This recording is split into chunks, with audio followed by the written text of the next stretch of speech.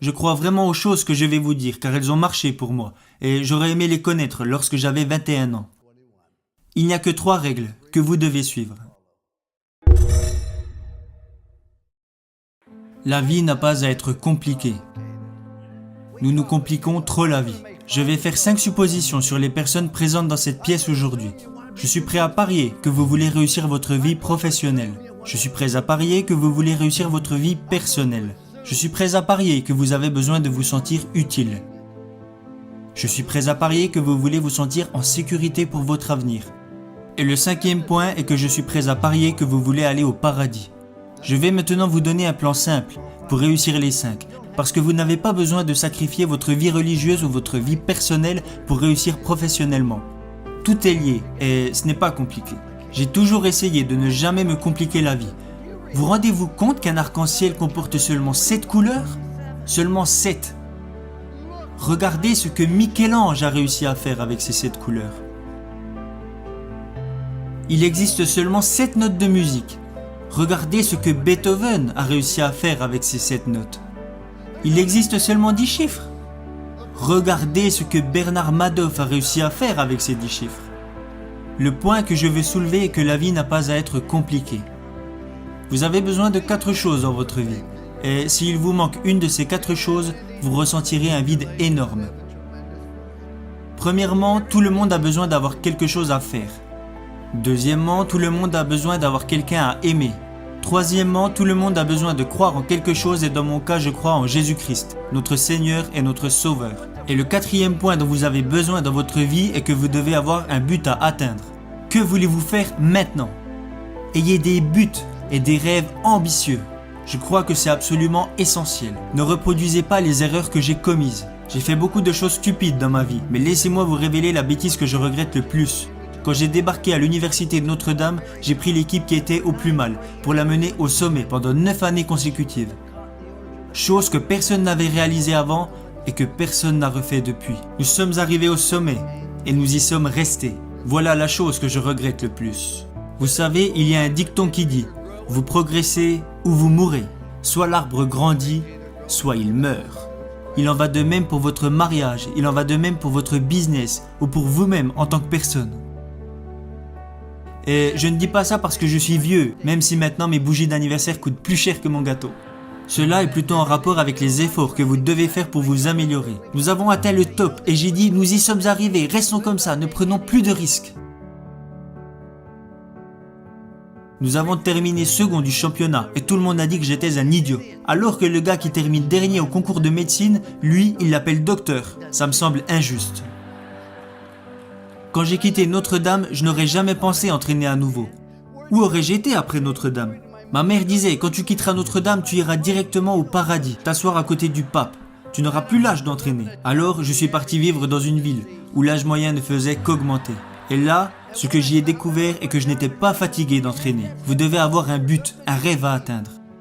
Et même si vous avez déjà accompli de grandes choses, qu'en est-il à présent ? Je vais vous dévoiler un plan simple pour réussir les 5 hypothèses que j'ai faites au début de ce discours. Je crois vraiment aux choses que je vais vous dire car elles ont marché pour moi et j'aurais aimé les connaître lorsque j'avais 21 ans. Il n'y a que 3 règles que vous devez suivre. Règle numéro 1, faites ce qui est bien. Faites le bien, évitez le mal et si vous avez un doute, regardez dans la Bible. Je ne crois pas que c'est bien de retrouver le portefeuille d'un coéquipier avant même qu'il l'ait perdu. Ça s'appelle du vol, mon garçon. Je l'ai trouvé, oui, mais il ne l'avait pas encore perdu. Faites ce qui est bien. Il n'y a jamais de bon moment pour faire de mauvaises choses. Et il n'y a jamais de mauvais moment pour faire de bonnes choses. Faites le bien et soyez honnête avec vous-même. Jeunes gens, profitez de la vie, amusez-vous.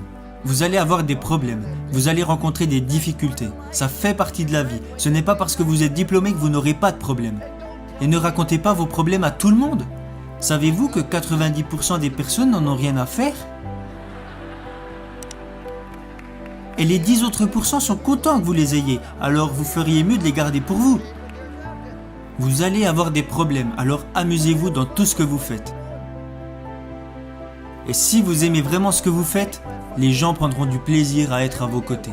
À chaque fois que je me réveillais les jours de match, je me disais « Aujourd'hui sera une journée incroyable ».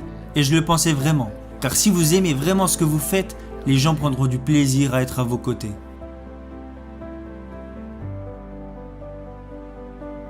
Règle numéro 2. Faites du mieux possible avec les capacités que vous avez et le temps qui vous est donné. Vous savez, tout le monde n'a pas les capacités d'être en équipe première. Mais tout le monde se doit de donner le maximum qu'il est capable de donner. Si vous voulez échouer, alors vous avez le droit d'échouer. C'est ça qui est génial dans ce pays. Vous n'avez pas le droit de faire échouer les autres si vous n'exploitez pas au mieux vos capacités. Vous avez mis un enfant au monde.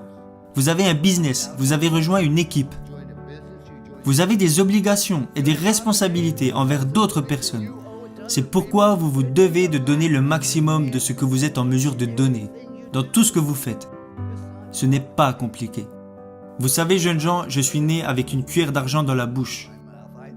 Je suis né à Follansbee, en Virginie occidentale. Je suis repassé à l'endroit où je suis né hier, vers 22h30. Je suis né dans la cave de ma maison, mis au monde par le docteur McGraw. Nous n'avions qu'un lit pour moi, ma sœur et mes parents. Nous avions une demi-baignoire et une petite cuisine. Et nous avons vécu dans cette maison pendant plus de 7 ans. Il n'y avait pas d'aide sociale à l'époque, nous n'avions pas de coupons alimentaires et nous n'avions pas d'argent de côté. Mais j'ai toujours eu assez à manger, parce qu'à chaque fois que je voulais me resservir, mon père me disait « Non, tu en as déjà eu assez ». Mais la raison pour laquelle je dis que je suis né avec une cuillère d'argent dans la bouche, mon père avait arrêté l'école en CM1, voilà toute l'éducation qu'il avait. Alors pourquoi je vous dis que je suis né avec une cuillère d'argent dans la bouche ? C'est parce que mes parents m'ont appris que la vie est une question de choix, et qu'ils soient bons ou mauvais, ce sont vos choix qui vous définissent. Alors ne blâmez jamais les autres, car si vous recevez une bonne éducation et que vous êtes prêt à travailler dur et à surmonter les problèmes et les difficultés, alors dans ce grand pays, vous pouvez accomplir des choses extraordinaires. Voilà pourquoi je dis que je suis né avec une cuillère d'argent dans la bouche.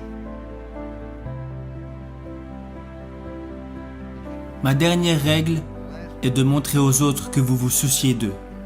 Vous ne pouvez pas entrer dans une pièce et dire « Hey, je suis là, regardez-moi ». Non. Dites plutôt « Je suis là, comment puis-je vous aider ?» Ce n'est pas si compliqué. Souciez-vous sincèrement des autres, car vous pouvez impacter la vie de chaque personne que vous rencontrez par un sourire, un mot gentil ou un encouragement. Parce que vous voyez, quand vous faites de bonnes choses, les gens seront toujours plus à même de vous faire confiance.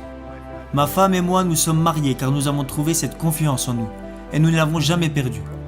Le seul moyen de vous faire confiance est de faire des choses bien. C'est ce que Dieu veut que nous fassions. Faites de bonnes choses. Le second point est de faire le maximum avec les capacités que vous avez, parce que quand les gens apprendront que vous vous êtes engagé à viser l'excellence, ils auront envie de vous suivre. Aidez les autres et souciez-vous d'eux. Parce que beaucoup d'entre vous vont avoir du succès et gagner beaucoup d'argent. Mais quand vous mourrez à la fin, à quoi vous servira-t-il ? Mais heureusement, beaucoup d'entre vous vont plutôt choisir de devenir signifiants.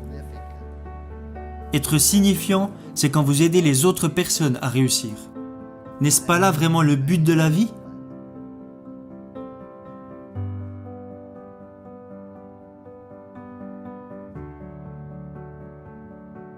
J'aurais aimé connaître ces 3 règles lorsque j'avais 21 ans, et je les utilise maintenant depuis plus de 40 ans. C'est pour cela qu'il y a une statue de moi devant l'école, même si je pense qu'ils l'ont plutôt mise là pour que les pigeons puissent se reposer.